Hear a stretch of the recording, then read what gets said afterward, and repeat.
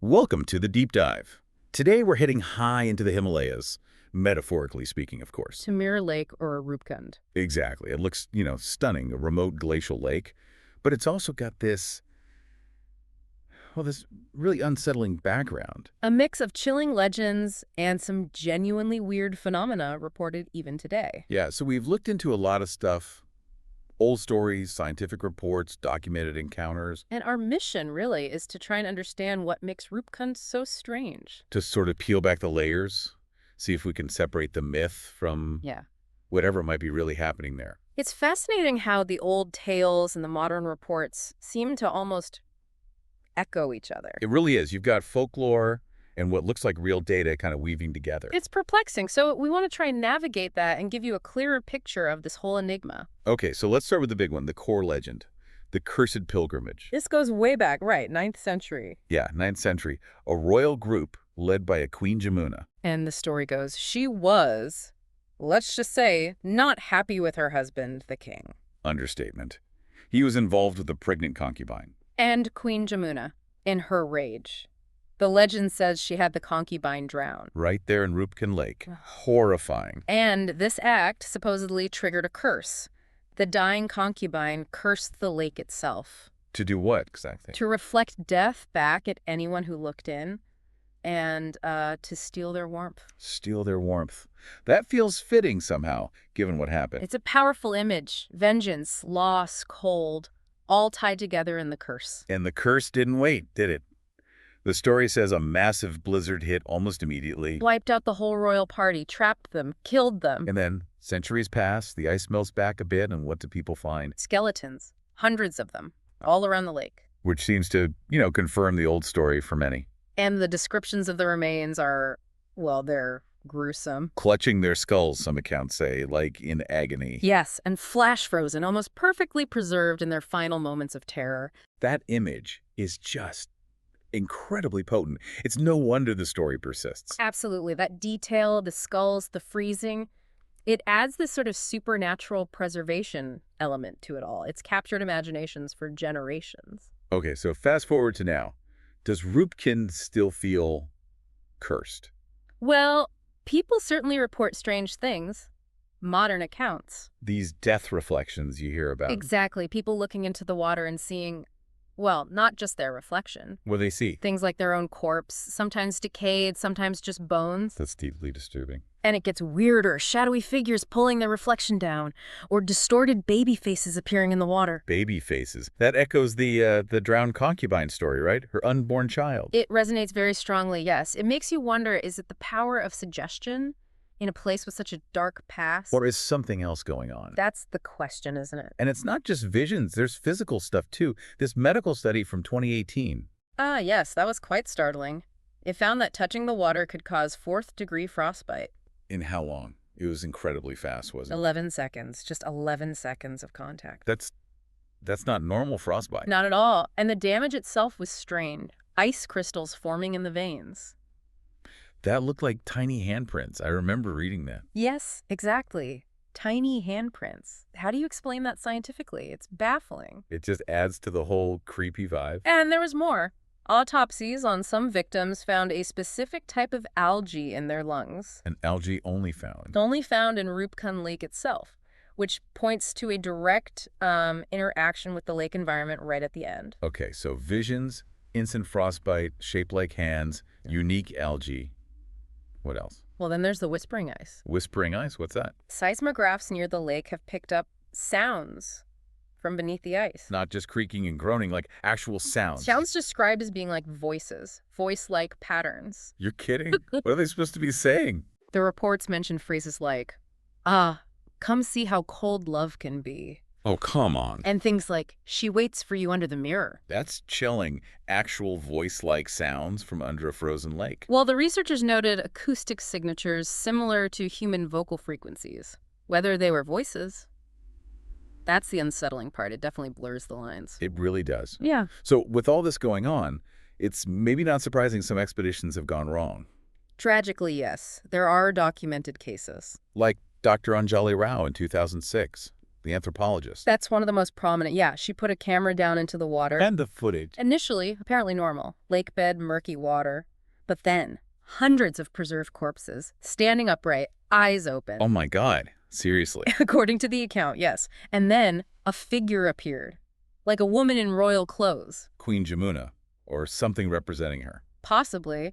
And she apparently placed a blue-skinned infant onto the camera lens. A blue-skinned baby. Yes. Then the camera surfaced, totally encased in ice, most data gone. Except for one file. One audio file, labeled Queen Jam. And it was. A 9-hour loop. A lullaby, they identified it as, sung in a lost dialect of Sanskrit. 9 hours. That's just, Yeah. wow. It ties everything together. The queen, the deaths, a child. If the account is accurate, it's an extraordinary and deeply disturbing piece of evidence. Hard to verify, of course. And then there's the more recent one, the influencer, Rohan Khatri. The Roopkund challenge in 2021. That one was live streamed, wasn't it? Yeah. And what bad fast. He dipped his hand in. 11 seconds, right, matching the study. Apparently. He screamed, his fingers turned black on camera. And then, just seconds later, Viewers claimed his reflection literally stepped out of the water and grabbed his throat. that's the claim. Utterly terrifying. The stream cut out after just 47 seconds. And people watching reported weird stuff too, right? Like ice cracking in his eyes on their screens. Yes, and their own screens frosting over. It's like the effect spread through the stream itself. That is next level horror. Digital haunting. It shows how potent the lake's reputation is, even in the modern digital age. Okay, so legends, modern reports, failed expeditions. Is there anything that tries to, like, explain why? Well, there's this account, supposedly from a decoded palm leaf manuscript. Ancient text. Okay, and what does it say? It reframes the whole story. It suggests the concubine wasn't just a human victim. What was she then? A Himalayan snow spirit, sent specifically to punish Queen Jamuna. Whoa, okay, a spirit. Yes, and the lake, Roopkund itself, the manuscript says it is the spirit's rage, congealed rage, The lake is frozen anger. essentially, and it eternally keeps the bodies of sinners there as her playthings. That's a powerful explanation. It would account for a lot. It provides a supernatural framework, yes. The personalized death reflections showing your specific fate. The bones reappearing despite the depth. And what about GPS failures people report near the shore? The manuscript attributes that to spirits hunting in the fog. Okay, that's a comprehensive, if terrifying, theory. It certainly ties many of the strange elements together. So, given all this, the legends, the deaths, the spirit theory, people must have ways they try to protect themselves, right? Oh, absolutely. A whole set of do's and don'ts has grown up around visiting Roopkund. Okay, what are the do's? Well, wear mirrored sunglasses. The idea is it disrupts the lake's reflection power.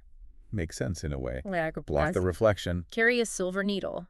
Apparently, if you get that instant frostbite, piercing the skin with silver is believed to reverse it. Silver. Yeah, interesting. Like protection against evil in other folklore. Exactly. And chanting a specific mantra, Om Triambakam. It's said to ward off the snow spirit. So, sunglasses for the physical, silver and mantras for the spiritual. It's a mix, yeah.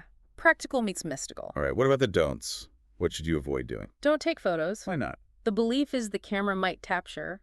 Yeah. Well, something interacting with you that you can't see otherwise. Or maybe capture the spirit itself. Creepy. Okay, what else? Don't drink from the streams nearby. People report a really unsettling taste. Like bad water or Yeah. something else? The implication is something else. Something unnatural.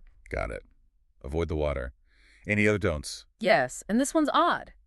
Never apologize out loud near the lake. Don't apologize. Why would that be bad? It's said to anger the spirit of the child. The blue-skinned infant, perhaps? So don't show remorse. That seems counterintuitive. It suggests a very volatile, easily provoked presence, doesn't it? Maybe interprets apology as weakness or an admission of guilt. Huh. Okay, so mirrored sunglasses, silver needle, chanting good, photos, drinking, apologizing bad. That's the gist of the local warnings, yes. And things aren't exactly settling down there, are they? There have been new reports since 2022. Disturbing new developments, it seems. For one, the lake apparently isn't freezing solid anymore. Even in extreme cold. Even in temperatures where it absolutely should. That suggests some kind of internal change. Maybe linked to that congealed rage idea. Getting warmer. Possibly. Or maybe the spirit's power is growing, preventing the freeze. And there are new sightings. Sightings of what? Figures described as blue-skinned children, seen watching trekkers from the ridges around the lake. Blue-skinned children, like the one Dr. Rao's camera supposedly saw. Exactly like that description, which is incredibly unnerving. Yeah, that connects back in a really creepy way. Anything else? One more recent phenomenon being reported: people who make a point of not touching the water. Yes. They wake up later, maybe back in their tents or villages, with their hair soaking wet. What this? Even though they never touched the lake. That's the claim, like the lake's influence is reaching out somehow. Pervasive. That's profoundly unsettling. It implies you don't even need direct contact anymore. It adds a whole new layer of mystery and, frankly, fear. And there's one final warning that started circulating more recently, isn't there? Ah, yes. The most chilling one, perhaps. About your reflection. If you look into Roopkund and your reflection smiles at you first, What then? run. Run before your teeth freeze. Why? What does it mean? The story now is the concubine's child is lonely. It wants new friends, new playmates. And your smiling reflection is the invitation or the trap. Precisely. It encapsulates the active, malevolent potential people attribute to the lake now. Your own image turning against you. So, stepping back from this deep dive, Roopkund is just this incredible, disturbing knot, isn't it? It really is. History, science, folklore, supernatural claims, all tangled together. You've got the tragedy of the pilgrimage, these really strange physical phenomena like the frostbite and the whispers. And then these deeply unsettling personal experiences and the warnings that come with them. It defies easy answers. It absolutely does. It really pushes at the boundaries of what we think is possible. And it serves as a potent reminder, I think, of how powerful the unknown is, how it can fuel fear, shape belief. How stories themselves gain power in places like this. Exactly. Whether it's undiscovered science or something truly beyond our grasp, it remains a chilling, open question. Which brings us to a final thought for you, listening, after hearing all this. If Mirror Lake Roopkund really does show your death, What do you imagine your reflection would show? and maybe those do's and don'ts. Maybe they're not just folklore after all. Something to consider.